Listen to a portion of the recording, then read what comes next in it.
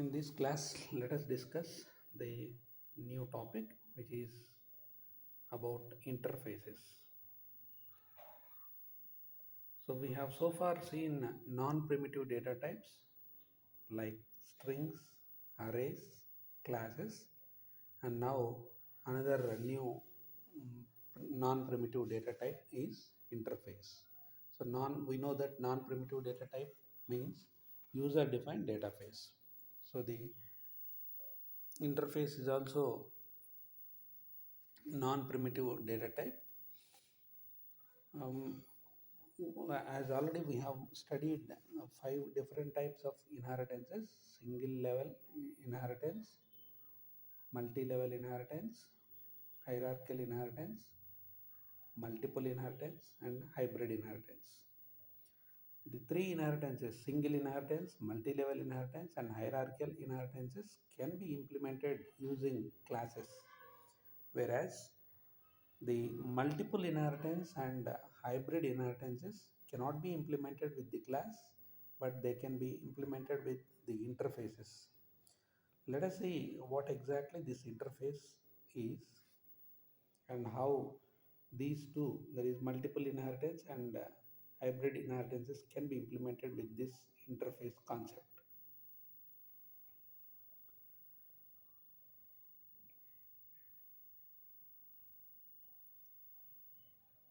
Here, the syntax for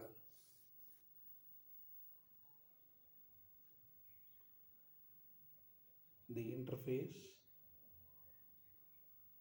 So here the interface is basically a kind of class. Like classes, interfaces can contain the methods and variables, but with major difference. The difference is that interface define only abstract methods and final fields.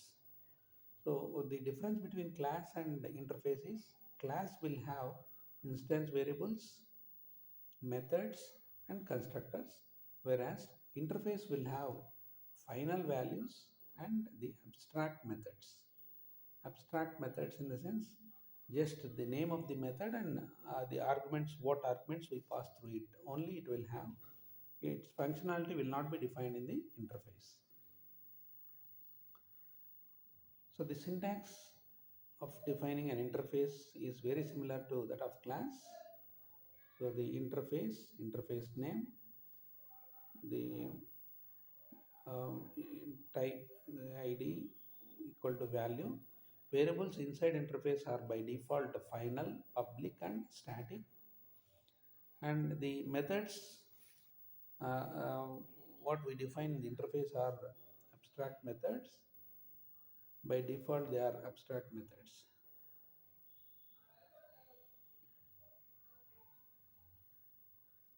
So example for an interface is interface calculator. Here double pi equal to 3.14, which is uh, final value.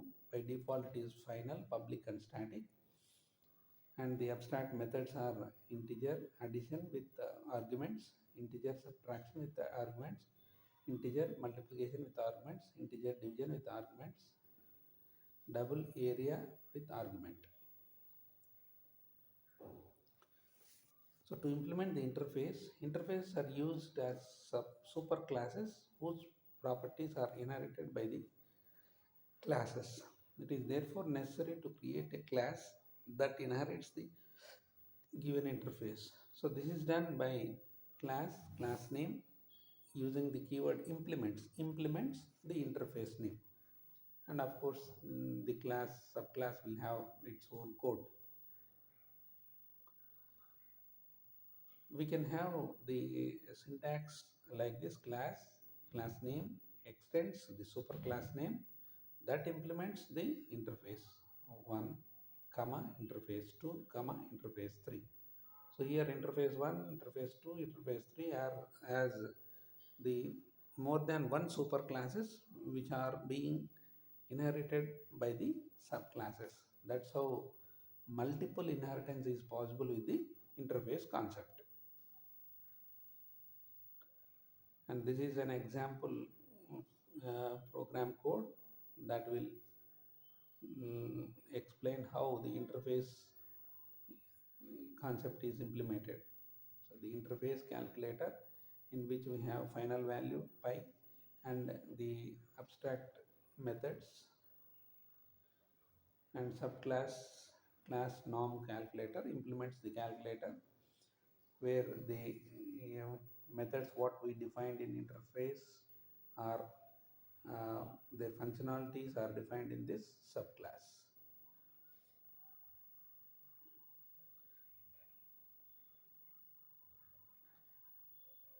And the subclass also has public static void main string arguments, and in this main method we create object reference variable of subclass norm cal means equal to new norm cal.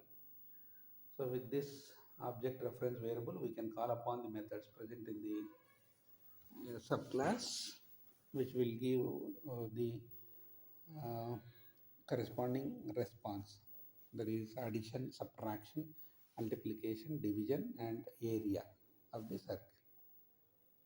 When we execute the above program, we'll get the responses as shown here. We can also extend the interfaces. So interface 1 can be extended to interface 2 by using the keyword extends as shown in the syntax.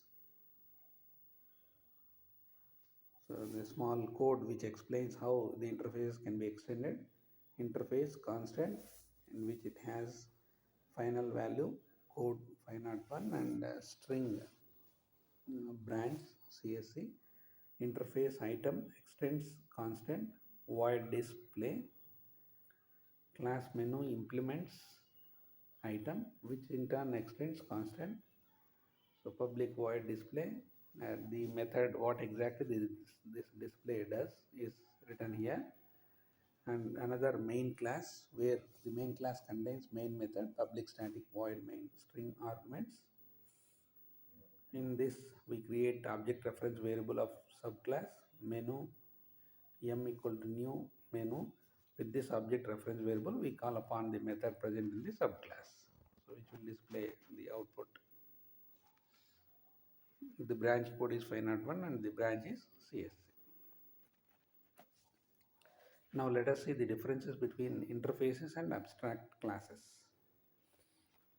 So under interface and abstract class, under interface the first one is multiple inheritance is possible, whereas in abstract classes it is not possible. In the interfaces we use implements keyword, in abstract classes we use extends keyword. In the interfaces by default all the methods are public and abstract, whereas in the abstract classes we need to define explicitly as public and abstract. In the interfaces all the methods of interface need to be overridden. In the abstract classes only abstract methods need to be overridden.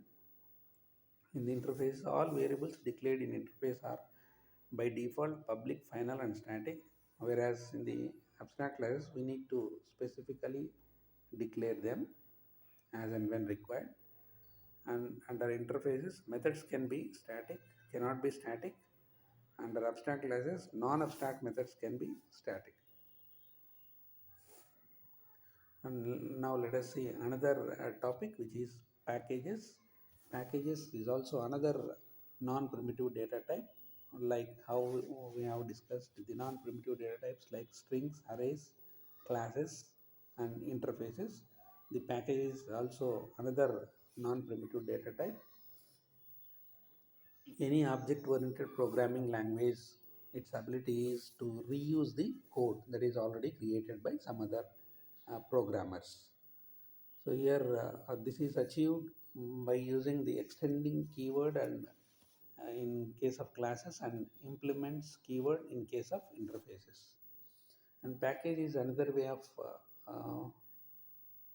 mm, method with which we can reuse the code which is written by some other programmer. So package is a container of classes. That is, all the classes will be put in under one directory which is named as package. We have two different types of packages: Java API packages or built-in packages. Examples for built-in packages are java.io, java.lang, java.util, java.awt, java.net, java.applet, etc. And user-defined packages, how these user-defined packages can be created. So these built-in packages can be imported into the code what the user writes by using the keyword import. So if you want to import java.util, we need to write the first statement of program as import java.util.star. The user defined packages can be created. The user can write the program, and in that if you want to create a package, the first statement should be package and its name, package keyword and the name of the package. Let us say package pkg, and in the directory name also we should have the package name what we give in the program, and that program must be stored under that directory. It's a small program where we create a package arith, and in which we have class, add method, subtract method, multiplication method, division method, and remainder method. And this code will be in the package arith. And if you want to have another class from which if you want to access the code which is under package arith, we need to write the first statement as import arith. Then the class particular to this program, class math test, which contains public static void main string arguments. And here, because we have imported the classes present in the arith, you can create object reference variable of the class which is present in the arith package. So calculate c equal to new cal c, and we can call upon all the methods present in the calculate class. This will give the corresponding outputs. And if you want to add here packages and member, if any member explicitly declared as public, they are visible everywhere, including in different classes and packages. If any private members are accessed by only other members of its class, a member specified as protected is accessed within its package and to all subclasses.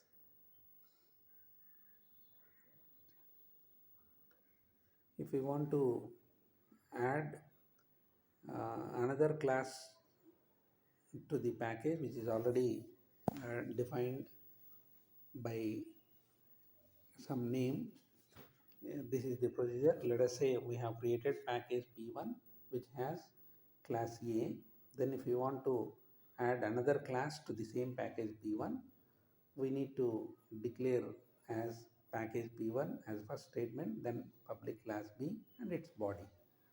So saving this as b.java and saving this as with the name b.java and save this under directory P1. Then the package P1 will have class A and class B. So with this we have completed second unit. So in the second unit we have studied the inheritances, different types of inheritances, interface and package.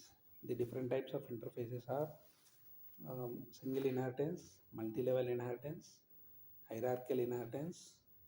These three can be implemented with the class concept, and multiple inheritance and hybrid inheritance can be implemented with the interface concept. And at the end we have also discussed the concept package. So with this we have completed second unit.